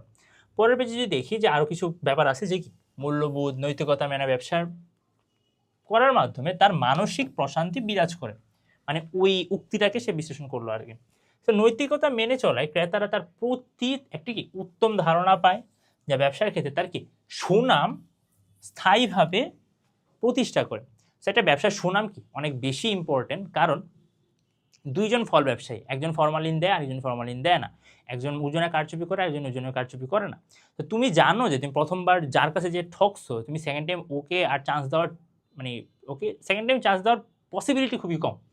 সো এখানে সততা বা নিষ্ঠা, মূল্যবোধ, নৈতিকতা, এগুলা কি মানে সুনামকে স্থায়ীভাবে কি একটা মানে স্বীকৃতি দেয়। এতে ভবিষ্যতে তার ক্রেতা বা ভোক্তার পরিমাণও কি আরও বাড়তে থাকবে। প্রতিযোগিতাপূর্ণ পরিবেশেও কি অন্য ব্যবসায়ীর সাথে তিনি খাপ খায় চলতে পারবে। তার পাশাপাশি পর্যাপ্ত মুনাফা অর্জনের মাধ্যমে ব্যবসায়ী তিনি কি স্থায়ীভাবে টিকিয়ে রাখতে সক্ষম হবে। সুতরাং বলা যায় মিস্টার রহমানের ব্যবসায়ী প্রতিষ্ঠানে দীর্ঘদিন ব্যবসায় টিকে থাকা সম্ভব। খুবই ইজি একটা অ্যান্সার, বাট এগুলো মাথায় আসতে হয় পরীক্ষার হলে। তো ইট রিকোয়ার্স প্র্যাকটিস যত বেশি করবা। তো এখানে কী কী জিনিস আছে আমি তোমাকে বলি, এরকম ধরনের কোশ্চেন আসতে পারে, অবশ্যই আসতে পারে। মূল্যবোধ ও নৈতিকতা, এটা একটা বড় জিনিস। এগুলা কি দেয়? মালিকের মানসিক প্রশান্তি দেয়। দ্বিতীয়ত হচ্ছে ক্রেতারা তার প্রতি কি উত্তম ধারণা রাখে। এখানে কি ব্যবসায় সুনাম বৃদ্ধি পায়, ওই লোকের সুনাম বৃদ্ধি পায়, যার কারণে কম্পিটিটিভ মার্কেটে বা কি প্রতিযোগিতামূলক পরিবেশে কি এই ব্যবসা সাস্টেন করে বা এই ব্যবসা পরিচালনা করার মতো মানে সক্ষমতা রাখে, বা দেউলিয়া বা লসের মুখোমুখি হয় না, যার কারণে কি ব্যবসাটা লং টাইমে পরিচালনা হতে পারে, ওকে, পরিচালনা করা যেতে পারে। সো আই হোপ তোমরা বুঝতে পারছো। এবার হচ্ছে আমরা যশোর বোর্ডের দিকে আগাই। নিয়ামত হোসেন 10 বছর ধরে চট্টগ্রাম শহরে একটি মুদি দোকান চালাচ্ছে। গ্রাহকের সাথে তার সম্পর্ক ভালো, যুক্তিসঙ্গত দামে গ্রাহকের রুচি অনুযায়ী পণ্য বিক্রি করে। প্রতিযোগিতার মধ্যেও তার গ্রাহক বেড়েছে, ওই যে আগের কোশ্চেনটাই, কারণ তার সুনাম ছিল, যার কারণে ক্রেতারা তার কাছেই কি লয়াল। যখন তিনি বড় আকারে দোকান দেওয়ার কথা ভাবছে, এই জন্য তার অধিক টাকার প্রয়োজন। ব্যবসা বড় করতে চাচ্ছে, তার কি অধিক টাকার প্রয়োজন। সো বন্ধু রহিম তার ব্যবসায়ী কি পুঁজি বিনিয়োগ করতে চান, ব্যাংকও ঋণ দিতে রাজি। সো ফার্স্ট অফ অল কার কথা বলছে? নিয়ামত হোসেনের কথা বলছে। অনেক বছর ধরে ব্যবসা করতেছে, ব্যবসায় তার সুনাম ভালো, প্রতিযোগিতা ভালো। এখন সে ব্যবসাটাকে বড় করতে চায়। এখন ব্যবসাটা বড় করার জন্য তার কাছে কি ইনাফ টাকা পয়সা নেই, কিন্তু রহিম ব্যবসায় বিনিয়োগ করতে চায় কর্মচারী হিসেবে না, বিনিয়োগ করতে চায়, আবার কি ব্যাংকও ঋণ দিতে রাজি। ক্লিয়ার? আচ্ছা, এবার হচ্ছে তাহলে আমরা উদ্দীপকটা মোটামুটি বুঝছি। এবার হচ্ছে কি আমরা ক আর খটা অ্যান্সার করি। প্রমিতকরণ কাকে বলে? বাণিজ্যের মধ্যে পড়ছিলাম, রাইট? I hope so. শিল্পকে উৎপাদনের বাহন বলা হয় কেন? এটা খুব বেশি আসে, এটা ইম্পর্টেন্ট। প্রমিতকরণ বা বিপণন ও ক্রয় বিক্রয়ের সুবিধার্থে পণ্যের আকার, ওজন, রং বিবেচনা করে পণ্যের মান নির্ধারণ করাকে প্রমিতকরণ বলে। সো বিপণন ও ক্রয় বিক্রয়ের সাথে, বিপণন মানে কি, যে পণ্য গ্রাহকের কাছে পৌঁছে দেওয়ার প্রক্রিয়াকে বিপণন বলে আর কি। সো বিপণন ও ক্রয় বিক্রয়ের সুবিধার্থে পণ্যের আকার, ওজন, রং বিবেচনা করে পণ্যগুলোকে ক্যাটাগরাইজ করাকে এর পণ্যের মান নির্ধারণ করাকে কি বলবো আমরা? প্রমিতকরণ বলবো। ওকে, সে প্রোডাক্টের মান। সো এটা তোমরা অলরেডি জানো। এই ক্ষেত্রে ইম্পর্টেন্ট যে পয়েন্টগুলা, সেটা কি শুরুর দিকে এগুলো ইম্পর্টেন্ট, বাট আকার, ওজন, রং বিবেচনা করে পণ্যের মান নির্ধারণ, এই দুইটা ওয়ার্ড, মানে এই দুইটা কনসেপ্ট মাস্ট কি অ্যান্সার করার সময় উল্লেখ করব। এবার আসি শিল্পকে কেন উৎপাদনের বাহন বলা হয়ে থাকে। সো এটা সংজ্ঞার মধ্যে অ্যাকচুয়ালি কি এটার টোটাল অ্যান্সারটা চলে আসে, যার কারণে কি তুমি শুরুতে সংজ্ঞা দিয়ে লিখতে পারো যে কি এটা উৎপাদনের বাহন, কারণ কি যে মানে এই প্রক্রিয়ার মাধ্যমে বা শিল্পের মাধ্যমে কি প্রাকৃতিক সম্পদ বা কাঁচামালকে প্রক্রিয়াজাতকরণ করে মানুষের ব্যবহার উপযোগী পণ্যে রূপান্তর করা হয়। এটা লিখতে পারো। মানুষের প্রয়োজন পূরণের জন্য বিভিন্ন পণ্য বা সেবা সামগ্রী উৎপাদন করাই কি শিল্পের কাজ। অর্থাৎ ব্যবসায়ী উৎপাদন সংক্রান্ত কাজ শিল্পের দ্বারাই কি সংগঠিত হয়ে থাকে। এই জন্য শিল্পকে কি বলা হয়? উৎপাদনের বাহন বলা হয়ে থাকে। এবার আসি উদ্দীপকে নিয়ামত হোসেনের কর্মকাণ্ডে এক মালিকানা ব্যবসায়ের কোন সুবিধাটি ফুটে উঠেছে? এক মালিকানা ব্যবসার কোন সুবিধাটি ফুটে উঠেছে? সো এখানে খুবই স্পেসিফিক তোমার কাছে অ্যান্সার চাইছে। এখানে বলে নাই যে এখানে কি ব্যবসা, ওকে, বা এখানে বলে নাই যে কি কি বৈশিষ্ট্য আছে, বৈশিষ্ট্যের কারণে এটি একটি এক মালিকানা ব্যবসা। এখানে বলছে যে কোন সুবিধাটি ফুটে উঠেছে একটা এক মালিকানা ব্যবসার, মানে ব্যবসা পরিচালনার। এখানে আসো, উদ্দীপকে নিয়ামত হোসেনের কর্মকাণ্ডে এক মালিকানা ব্যবসার প্রত্যক্ষ সম্পর্ক সুবিধাটি ফুটে উঠেছে। সো এখানে তুমি যদি দেখো প্রত্যক্ষ সম্পর্ক বা ডিরেক্ট রিলেশনশিপ বা ডিরেক্ট কানেকশন, সো এখানে তুমি দেখো যে সে একজন ছোট ব্যবসায়ী, ঠিক আছে, 10 বছর ধরে একটা ছোট ধরনের ব্যবসা করতেছে। এখন এই ব্যবসার মাধ্যমে গ্রাহকের সাথে তার সম্পর্ক ভালো, কারণ কি সে যুক্তিসম্মত দামে গ্রাহকের রুচি অনুযায়ী পণ্য বিক্রি করে, আবার কি সে গ্রাহকের সাথে কি ডিরেক্ট ইন্টারাকশন করে, মানে গ্রাহক তার কাছ থেকে সে পণ্য ক্রয় করে, সে গ্রাহকের সাথে রেগুলার কথাবার্তা বলতেছে, কনভারসেশনগুলো করতেছে। তো যার কারণে গ্রাহকের সাথে কি তার একটা প্রত্যক্ষ সম্পর্ক বিল্ড হয়েছে। ওকে, যেমন তুমি বড় বড় শোরুমগুলো ধরো বাটা বা এপেক্সের মতো শোরুমগুলায় বাটার মালিক কিন্তু তোমার কাছে জুতা বিক্রি করে না, সে কর্মচারী নিয়োগ দিয়ে কর্মচারীরা তোমার কাছে কি জুতা বিক্রি করে। তো বাট এই ব্যবসায়ের ক্ষেত্রে কি এই ব্যাপারটা নাই। এই ব্যবসায় কি মালিক সরাসরি দোকানে বসে সে সরাসরি কি ব্যবসায়ী গ্রাহকদের সেবা প্রদান করতেছে, তাদের চাহিদাগুলোকে শোনার চেষ্টা করতেছে, তাদের ডিমান্ড কি, তাদের ডিমান্ড অনুযায়ী সে সেই পরিমাণ প্রোডাক্ট দোকানে মজুত করতেছে। ওকে, তো এক মালিকানা ব্যবসার প্রত্যক্ষ সম্পর্ক বলতে মালিকের সাথে কর্মচারী ও গ্রাহকদের সরাসরি সম্পর্ককে বোঝায়। সো এই ব্যবসায় পরিধি ছোট হওয়ায় কি মালিক নিজেই তার ব্যবসা পরিচালনা করে। ওকে, এর ফলে গ্রাহকের সাথে তার কি খুব ভালো সম্পর্ক গড়ে ওঠে। সো কনসেপ্টটা এটাই। তো এখন হচ্ছে তুমি যদি এক্সট্রা কিছু লিখতে পারো দ্যাটস বেটার, আমি যেগুলো বলছি আর কি। উদ্দীপকে নিয়ামত হোসেন 10 বছর ধরে চট্টগ্রামে একটি ব্যবসা মুদি দোকান করতেছে। এখন গ্রাহকদের রুচি অনুযায়ী সে পণ্য বিক্রি করে, তাই প্রতিষ্ঠানের প্রতিযোগিতার মাঝেও কি তার গ্রাহক বেড়েছে। নিজের ব্যবসায় পণ্য সরাসরি প্রতিযোগিতা বাড়ে কিভাবে? প্রতিযোগিতা বাড়ে হচ্ছে যখন তোমার আশেপাশে সেম ক্যাটাগরির আরও দোকান যখন বেড়ে যায়, আর দোকান যখন বেড়ে যায় তো অন্যান্য দোকানগুলোও কি সেম প্রোডাক্টই কি গ্রাহকদের দিচ্ছে। ওকে, তখন প্রতিযোগিতা বেড়ে যায়। সো অথবা কি আরও বেটার কোয়ালিটির প্রোডাক্ট যখন কি মার্কেটে চলে আসে। নিজের ব্যবসায়ের পণ্য সরাসরি ভোক্তার কাছে বিক্রি করায় তার সাথে তার সুসম্পর্ক গড়ে উঠেছে। এরূপ সম্পর্ক এক মালিকানা ব্যবসার একটি সুবিধা হিসেবে কি গণ্য হয়। সুতরাং বলা যায় গ্রাহকদের সাথে প্রত্যক্ষ সম্পর্ক সুবিধারই নিয়ামতের ব্যবসায় ফুটে উঠেছে। ওকে, এবার আসি বড় দোকান হওয়ার ক্ষেত্রে নিয়ামত হোসেনের করণীয় সম্পর্কে তোমার অভিমত প্রকাশ করো। সো বড় দোকান দেওয়ার ক্ষেত্রে নিয়ামত হোসেনের করণীয় সম্পর্কে, সো এখানে তার কি করণীয়? এক হচ্ছে সে ইদার তার বন্ধু রহিম থেকে পুঁজি নিতে পারে, অথবা সে কি ব্যাংকের ঋণও গ্রহণ করতে পারে। সো এই ক্ষেত্রে তোমার কি হতে পারে? এক্ষেত্রে যদি আমরা দেখি যে কি বড় দোকান হওয়ার ক্ষেত্রে নিয়ামত হোসেনের করণীয় হবে কি ব্যাংক থেকে ঋণ নেওয়া।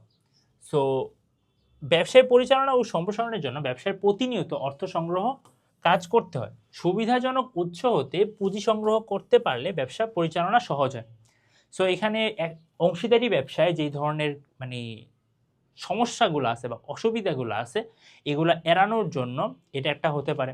আবার বড় ব্যবসায়ের ক্ষেত্রে ব্যাংক তোমাকে কি ইনাফ দিতে পারবে, কারণ অংশীদারি ব্যবসার ক্ষেত্রেও কি সেম সমস্যাই রয়ে গেছে, কি পুঁজিগত সমস্যা, যে একজন মালিক, দুইজন মালিক, তিনজন মালিক সর্বোচ্চ কি একটা লিমিট পর্যন্ত কি তোমাকে পুঁজি দিতে পারবে বা তোমাকে মূলধন সরবরাহ করতে পারবে। অংশীদারি ব্যবসা এই সমস্যাটা সলভ করতে পারে নাই দেখে কি কোম্পানি ব্যবসার কি আবির্ভাব হয়েছে। ওকে, আবার অংশীদারি ব্যবসা বেশ কিছু কি ক্রিটিসিজম আছে। যেহেতু মালিক একাই ব্যবসাটা পরিচালনা করতে সক্ষম, আবার মার্কেটে যেহেতু অনেক প্রতিযোগিতা বেড়ে গেছে, সো মালিক নিজে একা বসে কি ব্যবসা পরিচালনা করাটা বেশি প্রেফারেবল। সো এক্ষেত্রে উদ্দীপকে নিয়ামত হোসেনের ব্যবসায় ভালো চলায় প্রতিযোগিতার মধ্যেও তার গ্রাহক বেড়েছে। এখন তিনি বড় দোকান দেওয়ার কথা ভাবছে, এই জন্য তার অধিক অর্থের প্রয়োজন। বন্ধু রহিম ব্যবসায় পুঁজি করতে চায়, আবার ব্যাংকও ঋণ দিতে চায়। সো এখানে ব্যবসায় পরিচালনা ও সম্প্রসারণের জন্য ব্যবসাকে প্রতিনিয়ত অর্থ সংগ্রহ কাজ করতে সুবিধাজনক উৎস থেকে কি ব্যবসা পরিচালনা করা, সুবিধাজনক উৎস থেকে যদি অর্থ আনা যায় তাহলে কি ব্যবসা পরিচালনা করা সহজ। এখন এদিকে তুমি চিন্তা করে দেখো, এই ব্যবসার ক্ষেত্রে সে একাই সক্ষম কি গ্রাহকদের প্রত্যক্ষ সেবা দিতে। সেই সাপেক্ষে সে ব্যাংক থেকে যদি ঋণ নেয় সেটা কি তার পরিধি বাড়াবে ব্যবসায়, বাট সে একাই কি ব্যবসাটা পরিচালনা করতে সক্ষম হবে। সো এক্ষেত্রে বন্ধুর থেকে পুঁজি নেওয়াই উত্তম। বন্ধুর কাছ থেকে পুঁজি নিলে তিনি কারণে অকারণে হস্তক্ষেপ করতে পারবেন, এমনকি ব্যবসার অংশীদারও হতে চাইতে পারেন। এক্ষেত্রে ব্যবসার পরিচালনা ব্যাঘাত ঘটবে। কিন্তু ব্যাংক ঋণ নিলে প্রতি মাসে নির্দিষ্ট পরিমাণে একটা সুদ দিতে হবে। তবে ব্যাংক কখনো ব্যবসায় পরিচালনার কি একটা হস্তক্ষেপ করবে না, মানে ব্যবসায় পরিচালনায় কোনো ধরনের ইন্টারফিয়ারেন্স বা মানে নাক গলাবে না আর কি। সো এতে ব্যবসায়ী যে মুনাফা হবে তার পুরোটাই কি মালিক নিজে ভোগ করবে। আর এসব দিক থেকে বিবেচনা করলে কি ব্যাংকে একটা উত্তম কি মানি সোর্স বা অর্থ সংস্থানের সোর্স হবে। ওকে, সো আই হোপ তোমরা বুঝতে পারছো যে কিভাবে আসলে ইয়েটা কাজ করে, যে কখন কখন ক্ষেত্রে তুমি আসলে অংশীদারির থেকে একটা ব্যাংকে প্রেফার করবা।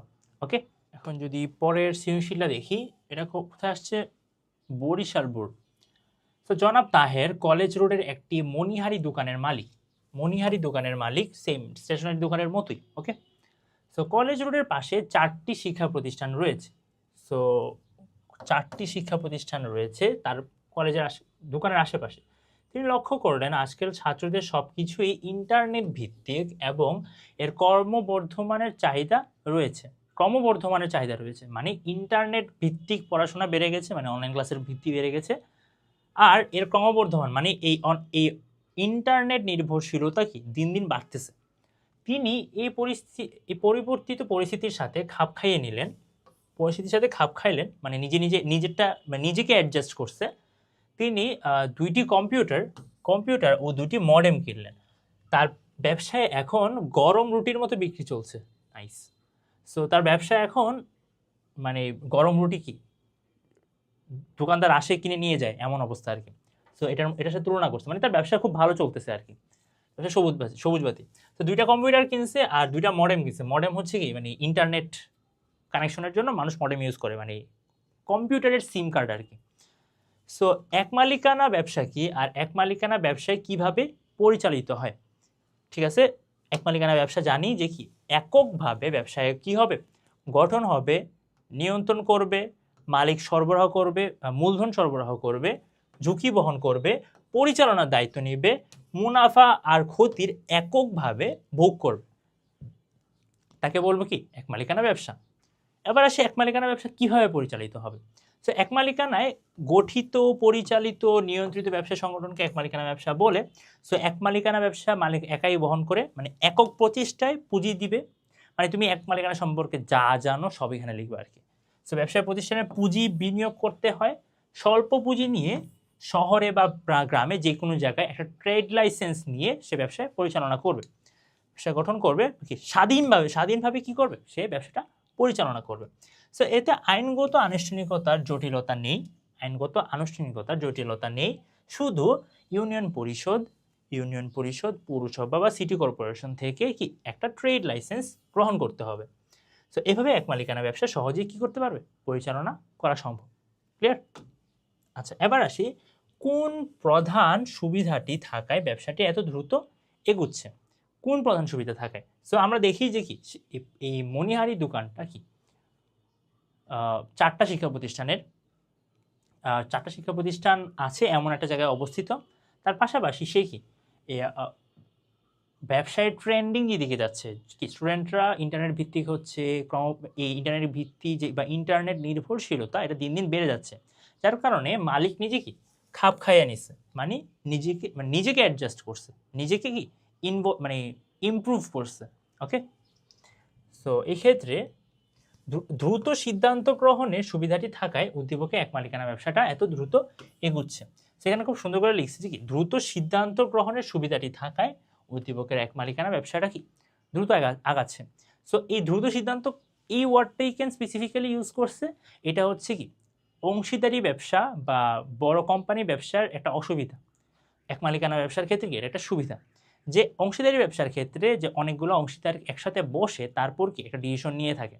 ওকে, ধরো আমি একটা ডিসিশন দিলাম, তারপর আরেকজন অংশীদার অন্যটা ডিসিশন দিল, তো এই দুইটা ক্ল্যাশের কারণে কোনো একটা কাজ খুব দ্রুত করা যায় না। কোম্পানি ব্যবসার ক্ষেত্রেও কি বড় মিটিং ডাকাইতে হয়, সাধারণ সভা ডাকাইতে হয়, সো মিটিংয়ের পরে তারপর একটা সিদ্ধান্ত নেওয়া লাগে। সো এই ক্ষেত্রে দ্রুত সিদ্ধান্ত গ্রহণের সুবিধাটা কি শুধুমাত্র এক মালিকানা ব্যবসায় থাকে। সো এক মালিকানা ব্যবসায় মালিক এককভাবে ব্যবসায় গঠন করে, নিয়ন্ত্রণ করে, মূলধন সরবরাহ করে, মুনাফা ভোগ করে। ব্যবসায় একটি বিশেষ সুবিধা হলো মালিক ব্যবসায় সিদ্ধান্ত একাই গ্রহণ করে। ওকে, সো একাই গ্রহণ করে, কারোর উপর নির্ভর করতে হয় না। সো উদ্দীপকে জনাব তাহের কলেজ রোডের একটি মণিহারি দোকানের মালিক। তিনি লক্ষ্য করলেন আজকে ছাত্ররা কি ইন্টারনেট নির্ভর হচ্ছে, এটা ক্রমবর্ধমান হয়ে যাচ্ছে। আর এক্ষেত্রে এই পরিস্থিতিতে দ্রুত সিদ্ধান্ত নিয়েই কি তিনি দুইটা কম্পিউটার আর দুইটা কি মডেম কিনে ফেলছে। এখন তার ব্যবসায় অনেক ভালো চলছে, এক মালিকানা ব্যবসা হওয়ার কারণে পরিস্থিতি অনুযায়ী তিনি একাই এরূপ সিদ্ধান্ত গ্রহণ করতে সক্ষম হয়েছে, ফলে তিনি ব্যবসাটা দ্রুত উন্নতি লাভ করছে। একজন এক মালিকানা ব্যবসার মালিক সহজেই একজন গহর কোশ্চেনটা যদি আমরা দেখি, একজন এক মালিকানা ব্যবসার মালিক সহজেই চাহিদা ও যোগানের সামঞ্জস্য বিধান করতে পারে। তুমি কি একমত? উদ্দীপকের আলোকে ব্যাখ্যা করো। সো একজন মালিকানা ব্যবসায় সহজেই কি চাহিদা ও যোগানের সামঞ্জস্য বিধান রেখে, আমি এর সাথে একমত। তো চাহিদা আর যোগান ব্যাপারটা কি? ডিমান্ড আর সাপ্লাই। সো ইংলিশে বলছি যদি বুঝতে সুবিধা হয় আর কি। তো চাহিদা বা ডিমান্ড হচ্ছে যে একটা নির্দিষ্ট এলাকার মানুষের একটা নির্দিষ্ট চাহিদা অনুযায়ী, কি তুমি সাপ্লাই দিবা বা তুমি তাদেরকে সেই প্রোডাক্টটা জোগাড় করে দিবা। সো এটাই কি চাহিদা ও যোগানের সামঞ্জস্য। এখন এক মালিকানা ব্যবসার সুবিধাটা হচ্ছে যে তুমি ব্যবসাটা পরিচালনা করতেছো একটা নির্দিষ্ট এরিয়াতে, একটা নির্দিষ্ট এলাকায়, যার কারণে তুমি যখন ব্যবসাটা পরিচালনা করো তোমার অন্যান্য আউটলেটের কথা চিন্তা করতে হয় না। যার কারণে তোমার যদি মনে করো তোমার ব্যবসাটা যদি ধরো দিকে উত্তরবঙ্গের দিকে হয়, ধরো দিনাজপুর রংপুরের দিকে হয়, তাহলে যেটা হবে যে ওখানে অনেক শীত পড়ে, শীতকালে প্রচুর শীত পড়ে। তাহলে তুমি কি করলা, তোমার কাপড়ের দোকানে নর্মাল সোয়েটারের থেকে বেশি আরো হেভি রকমের সোয়েটার রাখলাম। তার ফলে কি হয়েছে যে তোমার ব্যবসাটা ভালো পরিচালনা হচ্ছে বা তুমি ব্যবসাটা কি ঠিকমতো পরিচালনা করতে পারতেছো। অথবা তোমার যদি একটা কারখানা হয়ে থাকে, যে কাপড় তৈরির কারখানা এক মালিকানায় গঠন করছো, এখন তুমি কি বেশি মোটা কাপড়ের জ্যাকেট বানানো শুরু করছো, যার কারণে তুমি কি ওই এলাকার যেই চাহিদাটা সেটা কি তুমি ইজিলি যোগান দিতে পারতেছো। এখন যদি তোমার অনেকগুলো আউটলেট হইতো, ধরো উত্তরবঙ্গে আছে একটা, কক্সবাজারের দিকে আছে একটা, ধরো কক্সবাজারের দিকে গরম পড়ে বেশি, ওকে, তো তোমার ধরো কারখানা একটা, তুমি চাইলেই কি সব গরম কাপড় বানাইতে পারবা না, কারণ কি সেটা কক্সবাজারে বিক্রি হবে না, ঠিক আছে। সো এই ধরনের সামঞ্জস্যতা কিসে বজায় রাখা সম্ভব? এক মালিকানা ব্যবসায় বজায় রাখা সম্ভব, কারণ সে মালিক একাই সিদ্ধান্ত নেয়, মালিক একাই মূলধনের যোগান নেয়, মালিক একটা নির্দিষ্ট এরিয়ার জন্য কি ব্যবসাটা পরিচালনা করে, ওই এরিয়ার মানুষজনকে স্টাডি করলেই কি সে ইজিলি চাহিদাটা বুঝতে পারবে, আর তার দোকানে ওই এরিয়ার রুচিসম্মত বা রুচি অনুযায়ী প্রোডাক্ট দোকানে রাখবে। সো যে সমস্ত পণ্যের চাহিদা ক্রেতাদের রুচি বা পছন্দ অনুযায়ী দ্রুত পরিবর্তনশীল, সেই ক্ষেত্রে এক মালিকানা ব্যবসায়ী অধিকতর উপযুক্ত। সো এই লাইনটা অবশ্যই তোমার বইয়ে এক দুইবার পড়ছো, তুমি বুঝতে পারতেছো যে এই কেন এটার সাথে এই লাইনটা রিলেভেন্ট, যে ক্রেতাদের রুচি বা চাহিদা কি দ্রুত পরিবর্তনশীল, মানে ট্রেন্ডিং যে প্রোডাক্টগুলো, এটা যদি ট্রেন্ড খুব দ্রুত চেঞ্জ হয়, সো এই দ্রুত চেঞ্জিং ট্রেন্ডের জন্য কি এক মালিকানা ব্যবসাটা কি অধিকতর গুরুত্বপূর্ণ। সো উদ্দীপকে যারা মনিহার দোকানের মালিক ছিলেন, তার এক মালিকানা ব্যবসা নমনীয়তার সুযোগ থাকায় এই ওয়ার্ডটা তোমরা মাস্ট ইউজ করবো, এই নমনীয়তা ওয়ার্ডটা। নমনীয়তা মানে ফ্লেক্সিবিলিটি, নমনীয়তার সুযোগ থাকায় তিনি পরিবর্তিত পরিস্থিতিতে নিজেই কি দ্রুত খাপ খাইয়ে নিছে, ঠিক আছে, তো নিজেই খুব দ্রুত অ্যাডজাস্ট করে নিছে আর কি এই যে ট্রেন্ডিংয়ের সাথে ফ্লেক্সিবিলি। তিনি যখন দেখলেন যে বর্তমান ছাত্রদের সব কাজেই কি ইন্টারনেট ভিত্তিক হয়ে গেছে, তিনি দ্রুত একটা সিদ্ধান্ত নিছে কি কম্পিউটার আর মডেম ক্রয় করার। এখন ব্যবসায়ীকে সময় মতো পরিবর্তনশীল পরিস্থিতিকে সামনে রেখে ব্যবসায় পরিচালনা করতে হয়। জনাব তাহের এক মালিকানা ব্যবসায় মালিক হয় তিনি ক্রেতা ও ভোক্তাদের কাছাকাছি অবস্থান করে। এক মালিকানা ব্যবসার একটা সুবিধা কি, তারা প্রত্যক্ষ সেবা দিতে পারে বা একটা প্রত্যক্ষ সেবা না, মানে প্রত্যক্ষ সম্পর্ক বিল্ড করতে পারে। সো তাই তাদের রুচি ও চাহিদার সাথে সঙ্গতি রেখে প্রয়োজন মতো পণ্যের যোগান নিশ্চিত করতে পারেন। এভাবে এক মালিকানা ব্যবসা সহজেই চাহিদা ও যোগানের সামঞ্জস্য বিধান করতে পারে। ঠিক আছে, আই হোপ তোমরা এই সৃজনশীলটা মোটামুটি ক্লিয়ার যে কিভাবে আসলে যোগান আর ডিমান্ড আর সাপ্লাইটা বন্টন মানে ব্যালেন্স করা সম্ভব। সো এবার একটা সৃজনশীল দেখবো, সেটা কি রাজশাহী বোর্ডেও আসছে আবার চট্টগ্রাম বোর্ডেও আসছে, মানে ইম্পর্টেন্ট একটা কোশ্চেন। সো কাজল স্থানীয় কৃষক থেকে সবজি সংগ্রহ ও বাছাই করে। কাজল কি করে, স্থানীয় মানে নিজের এলাকার কৃষকদের থেকে সবজি সংগ্রহ করে আর বাছাই করে, মানে সংগ্রহ বাছাই আর কি, মানে ভালো ভালো প্রোডাক্টগুলা বাছাই করে সরাসরি ভোক্তার নিকট সরবরাহ করে। অল্প দিনের মধ্যে সে ভোক্তাদের দৃষ্টি আকর্ষণ করে এবং ব্যবসায় সফলতা আসে, মানে সে ভালো প্রোডাক্ট সাপ্লাই দিচ্ছে দেখি কি সে এই সুবিধাটা পাচ্ছে। ব্যবসা সম্প্রসারণের জন্য সে প্রতি মাসে নির্দিষ্ট পরিমাণ অর্থ প্রদানের শর্তে বন্ধু মিরাজের নিকট থেকে 30,000 টাকা গ্রহণ করে। সো ব্যবসা সম্প্রসারণের জন্য প্রতি মাসে নির্দিষ্ট পরিমাণ অর্থ প্রদানের শর্তে বন্ধু মিরাজের নিকট থেকে কি 30,000 টাকা গ্রহণ করে। সো এক্ষেত্রে তুমি যদি দেখো যে কি কাজল একজন ব্যবসায়ী, সে কি করে মানে কম দামে স্থানীয় বা তার এলাকার কৃষকদের থেকে প্রোডাক্টগুলা মানে সবজি ক্রয় করে সে ভোক্তাদের নিকট বাজারে বিক্রি করে। এখন সে ব্যবসাটা সম্প্রসারণ করতে চায়, যেহেতু ব্যবসাটা কি বড় হয়েছে। এই ক্ষেত্রে সে তার বন্ধু থেকে হেল্প চাইছে। এক্ষেত্রে বন্ধু কিন্তু অ্যাকচুয়ালি তার ব্যবসায় ইনভেস্ট করছে না, সে তার বন্ধু থেকে সিম্পলি ধার নিছে। সো ধার নেওয়ার কারণে তার বন্ধু অ্যাকচুয়ালি মালিক হিসেবে এই ব্যবসায় কোনো ধরনের অবদান রাখতেছে না, একজন পাওনাদার হিসেবে অবদান রাখতেছে। ওকে, সো তোমরা উদ্দীপকটা বুঝছো। এবার আসি কর ক্ষতে। শিল্প কি, একমালি ব্যবসায় অসীম দায় বলতে কি বুঝো? সো আমরা এই দুইটাই কি অলরেডি পড়ছি, তাও যদি আমরা দেখি যে কি প্রকৃতি প্রদত্ত সম্পদ, সো প্রাকৃতিক সম্পদ সংগ্রহ করে তা কি উপযোগ সৃষ্টি বা মানুষের ব্যবহারের উপযোগী করে তোলার জন্য কি মানুষের ব্যবহারের উপযোগী পণ্যে রূপান্তর করাকে কি বলবো আমরা, শিল্প বলবো। সো শিল্পের কাজ কি প্রাকৃতিক সম্পর্ক আহরণ, সেটা কি মানুষের ব্যবহারের জন্য কি একটা উপযোগ সৃষ্টি করা বা প্রক্রিয়াজাত করা বা রূপান্তর করা।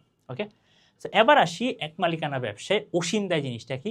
আমরা অলরেডি বলছি শুরুতে যে অসীম দায় হলো ব্যবসায়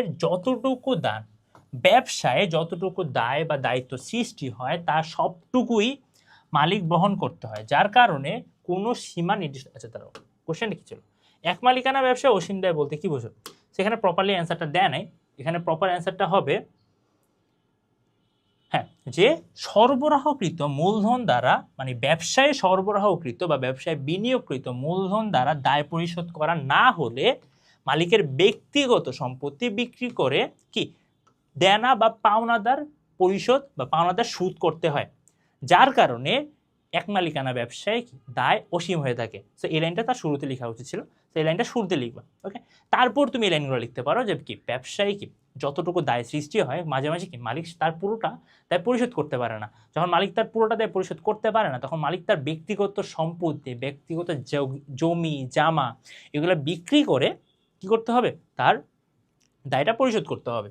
সো এক মালিকানা ব্যবসায় মালিক যেমন একা সমস্ত মুনাফা ভোগ করে, ঠিক তেমনই একা সকল ধরনের ঝুঁকি, সকল ধরনের দায়, সকল ধরনের লোকসান সে ভোগ করবে।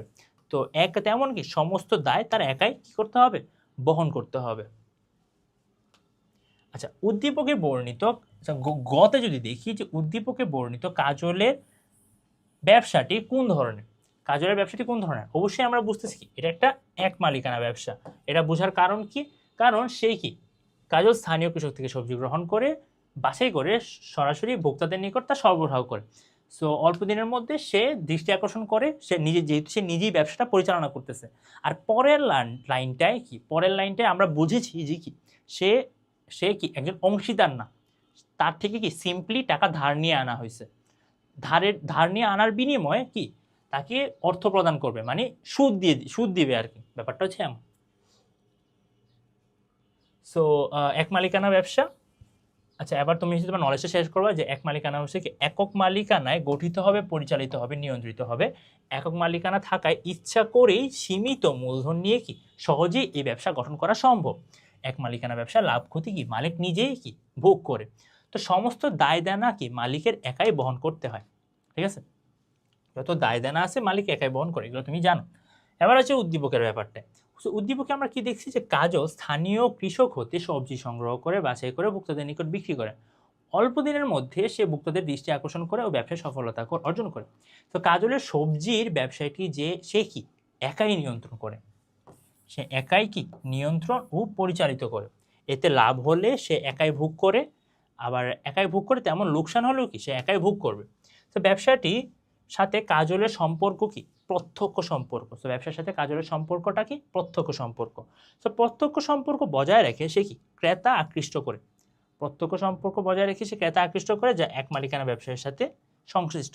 সো তার ব্যবসাটা কি এত ভালো করার কারণ হচ্ছে কি তার ভোক্তাদের সাথে তার সম্পর্ক ভালো, ভোক্তারা তার প্রতি লয়াল। ওকে, সো এই কথাগুলো এখানে উল্লেখ করছে। তুমি চাইলে উদ্দীপকের যে লাস্টের লাইনটা আছে সেটাও কি এখানে ইনক্লুড করতে পারো যে কি সো এটা অংশীদারি ব্যবসায় না, কারণ এখানে হচ্ছে তার বন্ধু, না ইনক্লুড করলেও চলবে, বাট ইনক্লুড করতে পারো যে কি তার বন্ধু থেকে সে সিম্পলি কি টাকাটা ধার নিছে, একজন অংশীদার হিসেবে সেই বন্ধু কি অর্থ প্রদান করে না। ওকে, তো কাজলের ব্যবসায়িক সফলতা অর্জন তার ব্যবসায়িক কৌশলগুলোর ফল। সো তার ব্যবসায় সফলতা অর্জন কি তার অ্যাকচুয়ালি ব্যবসায় যে কৌশলগুলো, সেই যে কৌশলগুলো অ্যাপ্লাই করতেছে সেটারই কি একটা ফলাফল। ওকে, সো এটা কি এখন তোমার একটু ব্যাখ্যা করতে হবে। সো উক্তিটা কি, কথাটা কি অবশ্যই যুক্তিযুক্ত। যুক্তিযুক্ত কারণ হচ্ছে কি এক মালিকানা ব্যবসা যে কোনো ব্যক্তি খুব সহজেই গঠন করতে পারে, নিয়ন্ত্রণ করতে পারে সুষ্ঠুভাবে ব্যবসা পরিচালনার মাধ্যমে এই ব্যবসা সহজে কি সফলতা অর্জন করা যায়।